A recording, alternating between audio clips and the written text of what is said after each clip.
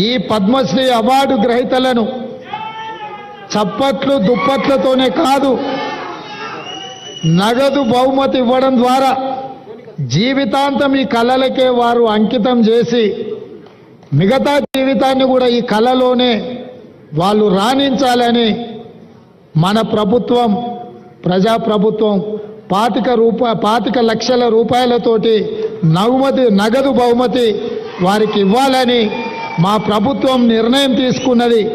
ఈ వేదిక మీదనే పెద్దలు వెంకయ్య నాయుడు గారు, మిత్రులు చిరంజీవి గారి చేతుల మీదుగా వారికి ఆ నగదు బహుమతిని ఇవ్వాల్సిందిగా వారికి విజ్ఞప్తి చేస్తున్నా.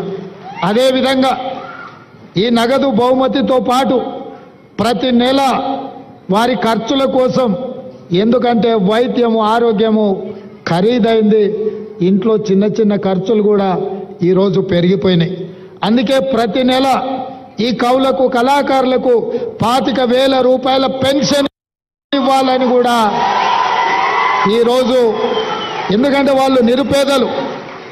దాసరి కొండప్పని చూశాను కదా, మా జిల్లా వాడు, నా పక్కనే దామరగిద్ద మండలం, అత్యంత పేద కుటుంబం నుంచి వచ్చిండ్రు. వాస్తవంగా మనం ఇట్లాంటి రివార్డులు ఇవ్వాలన్నా వాళ్ళు అక్కడి నుంచి ఇక్కడికి కారులోనో కావలసిన వాళ్ళని తీసుకొని ఇంత దూరం రావాలంటే కూడా తొవ్వ ఖర్చులు కూడా కష్టంగా ఉండే పరిస్థితులు.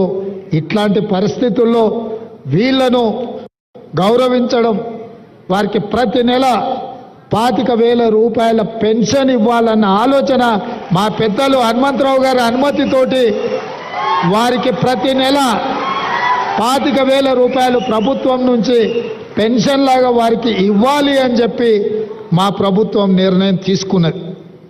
మిత్రులారా, నేను ఒకే ఒక్క మాట ఈ వేదిక మీద నుంచి చెప్పదలుచుకో.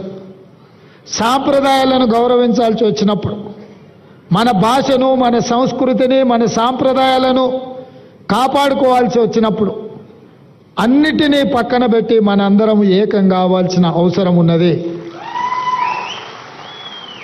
మనం అలా కలిసిపోయి కార్యక్రమాలను చేపట్టకపోతే కాలగర్భంలో మన భాష, మన సంస్కృతి కలిసిపోయి ఒకప్పుడు తెలుగు భాష ఉండే, ఒకప్పుడు ఇలాంటి కవులు కళాకారులు ఉండే అని లైబ్రరీలో చదువుకునే పరిస్థితులు వస్తాయి. అలాంటి పరిస్థితులు రాకుండా ఉండాలి అని అంటే రాజకీయాలకు అతీతంగా సాంప్రదాయాలను కాపాడడానికి మనమందరం కూడా కృషి చేయాల్సిన అవసరం, బాధ్యత ఉన్నది అని చెప్పి నేను భావిస్తున్నా. తప్పకుండా పెద్దలు వెంకయ్య నాయుడు గారు చెప్పకనే కొన్ని అంశాలను వారు ప్రస్తావించారు.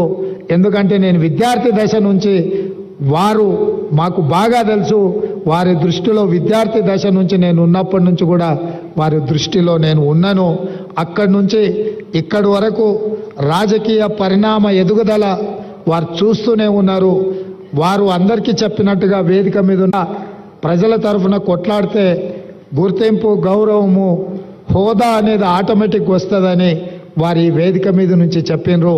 ఇది రాష్ట్రంలో